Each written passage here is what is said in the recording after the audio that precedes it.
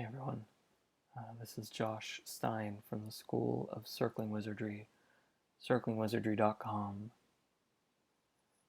and today's video, um, I wanted to share a map that I created that I hope you'll find helpful, both in your own practice and how you relate to other styles, other ways, um, other cultures of circling. So, circling has sort of taken over the globe, and they're circling in many different countries. And you may or may not be aware, but there's also many different styles, a number of different formats, many different ways that circling can look, and this can be confusing to some people, especially if you've spent all your time in one circling community or one school, and then you encounter someone, or you go into someone else's community where they practice circling in a different way, and it can be a little bit disorienting. And maybe you think to yourself, well, they're not doing this right, or maybe you think to yourself, oh, maybe I'm not doing this right. And the worst is when two people come from two different circling backgrounds, and they both think they know what circling is, but their ways of doing it are completely different. That can be a really disorienting and sometimes frustrating experience. So I'm hoping that this map will offer some clarity. Just sort of a better sort of a zooming out and getting to see the bigger picture of what these differences are, and maybe also be able to locate yourself on this map. And I'll say more about it, I think, after I explain the map. So the map for me is comes in two dimensions. One dimension describes what the facilitator is doing mainly, and the other dimension describes what the participants are doing. However, participants can be showing up with some of these facilitator in different places in the what do I want to say? Participants can be showing up with some level of facilitation, and facilitators can be participating as well in some of these different ways. So on the axis of facilitation, the facilitators, how they show up will be somewhere between what I would call active facilitation and receptive facilitation.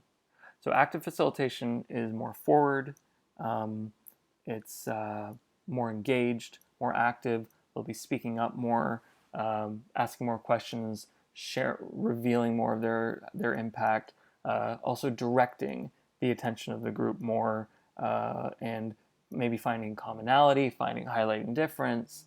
They'll be sort of weaving shared reality. So they'll be doing a lot. They'll be really engaged and really forward. On the other end of the spectrum, and by the way, on both these axes, you can be anywhere in between. On the other end of the spectrum is receptive facilitation. And receptive facilitation is more back. It's more expansive. It's more quiet.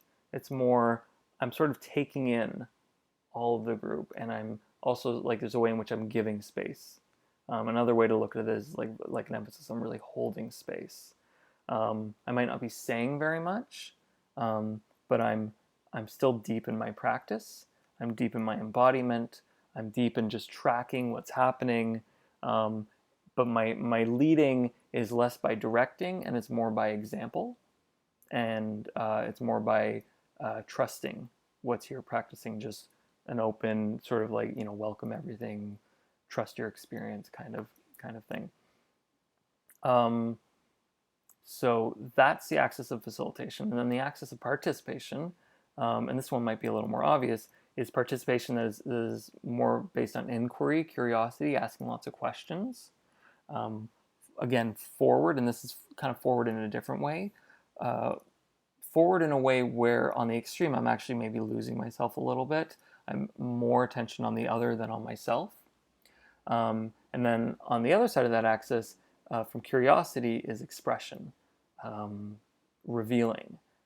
So my attention is more back, more on myself than on the other, speaking more of my experience, what I'm noticing within me.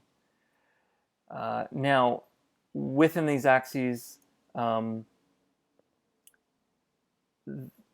everyone is going to have sort of their own location of a center of gravity.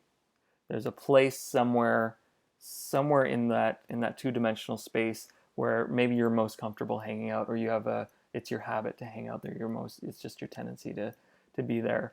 But that doesn't mean you're kind of planted there.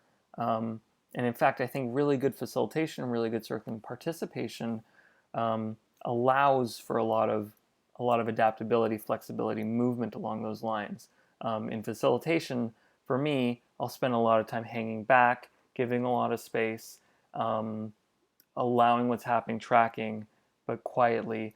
But sometimes I'll jump forward and I'll be like, hold on a second, or what's underneath that, or asking particular questions, guide the attention, or notice things or whatnot. I'll be more forward and more active. And in my participation, both when I'm a participant in a circle and when I'm facilitating, sometimes I'll be my attention more on the other, asking more questions, inquiries. Sometimes my attention will be more on myself, revealing. And so some people have a lot of flexibility. They're able to kind of flow across the whole two-dimensional space. And other people are a little more stuck in one place. Maybe they're stuck. I was leading a group session. One of the participants was saying he had this sort of preconception that curiosity was better than revealing because curiosity was giving and revealing was taking, and so that judgment coming in sort of limited what was available to him in his facilitation and in his participation. By the way, like I've seen the opposite, where curiosity can be sort of taking, can be sort of like a consumption, and revealing can be like voicing the unspoken in the collective. Like there's a phenomenon known as limbic resonance where our nervous systems kind of tune into one another, and I might be feeling something that I'm actually picking up from the group, and by speaking it, I might be giving voice to something that other people were experiencing but don't have the words for or didn't have the courage to share. So I'm not saying that revealing is better than curiosity or vice versa. I'm saying that in both dimensions, that it's really helpful to be able to access all parts of that. So my hope, one, is that you can look at different circling cultures and different styles of circling, and knowing that first be able to just locate where they are, that there can be something orienting to just knowing, okay, this is their style, this is where they tend to hang out, this is their center of gravity, and to know that like none is better or worse than the other. But I'll make another video at some point about the perils of going too far in any extreme. But hopefully it can give you a little bit more understanding of the different styles and a little bit more acceptance and curiosity about the different ways of doing it. And also, my hope is that you can locate yourself on this map. And maybe it might highlight for you places where you stagnate, or undiscovered territory that it hadn't even occurred to you to stretch into. That maybe there are different ways of practicing that this opens up for you. There's certainly, I think, a lot more to this. This is a work in progress. Let me know if this makes sense. Let me know what questions you're left with. Let me know what's unclear. I'm still like developing this, so if there's ways that I could articulate this even better, or add more nuance, or maybe there's a third dimension, or maybe I'm wrong about one of the dimensions. I would love to know what you think. I would love to know what questions you're left with. I would love to know, where do you locate yourself on that map? Do you have preferences? Do you find anything more challenging? Do you have any of the like preconception, like judgments, like the ones that I mentioned about, curiosity being giving and revealing being taking? I would love your questions. I might even be inspired to make a video please just share them in the comments or send me an email, josh@circlingwizardry.com. If you're watching this on YouTube, please hit the subscribe button. If you want notification of more videos coming out, there's a little bell icon. But I also have an email list and a Facebook group where I share these things with if you want to get notifications about these videos or engage in some of the other stuff I'm doing at the School of Circling Wizardry. So that is it. If you've gotten this far, thank you. Thank you for taking this in. I'd love to hear your thoughts. And I think that is it. Until next time.